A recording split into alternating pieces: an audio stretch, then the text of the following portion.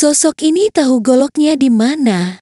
Rara pawang hujan temukan senjata pembunuh, usai lakukan penerawangan di TKP kasus Subang.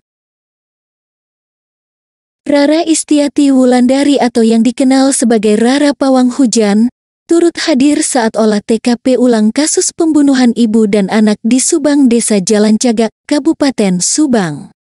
Mbak Rara memastikan bahwa dirinya datang ke TKP atas inisiatif sendiri. Saya datang ke TKP beberapa kali atas inisiatif sendiri, karena ikut prihatin atas kasus ini yang sudah 2 tahun baru terungkap, ujar Rara. Menurut Rara, dirinya sesama perempuan dengan kedua korban ikut turut berduka cita, dan mendoakan Tuti Suhartini dan Amalia Mustika Ratu yang jadi korban pembunuhan para tersangka kasus Subang. Alhamdulillah, kasusnya setelah 2 tahun bisa terungkap juga akhirnya. Dan sesuai penerawangan saya waktu kasus ini baru terjadi bahwa ada motif cinta segitiga dan harta dalam kasus ini, katanya.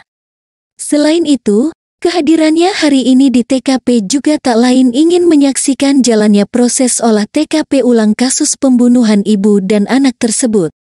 Alhamdulillah, tadi saat di TKP, saya dipanggil pihak penyidik untuk ikut membantu menerawang keberadaan golok yang dicari, ucapnya.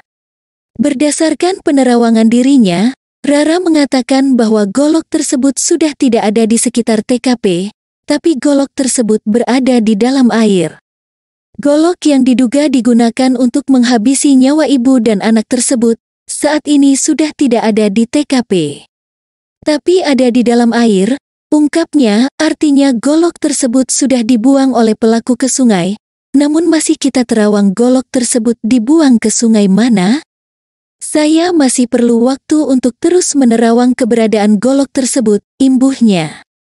Namun untuk membuktikan keberadaan golok itu sendiri, hanya pelaku yang tahu dan berharap semoga ke depan pelaku bisa menunjukkan keberadaan golok tersebut.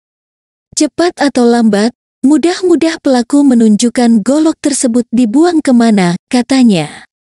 Rara menambahkan, dirinya meyakini kasus ini akan terungkap dan berhasil dituntaskan oleh pihak kepolisian. Kebenaran suatu saat nanti akan terbuka juga, walaupun kasus ini sudah berlalu 2 tahun, namun kebenaran akhirnya saat ini mulai terungkap juga, ujarnya. Pencarian golok tak hanya di belakang rumah namun hingga ke kawasan kebun kacang di belakang dan samping TKP. Anggota Resmob, Samapta dan Jatanras hingga Polwan dikerahkan untuk mencari golok hingga menyusuri perkebunan kacang panjang di belakang TKP yang jaraknya sekitar 100 meter. Selain ke perkebunan, anggota Samapta juga sempat naik ke atap genting rumah untuk mencari golok. Namun hingga kini, belum ditemukan juga senjata pembunuh Tuti dan Amel yang digunakan pelaku secara keji menghabisi kedua korban.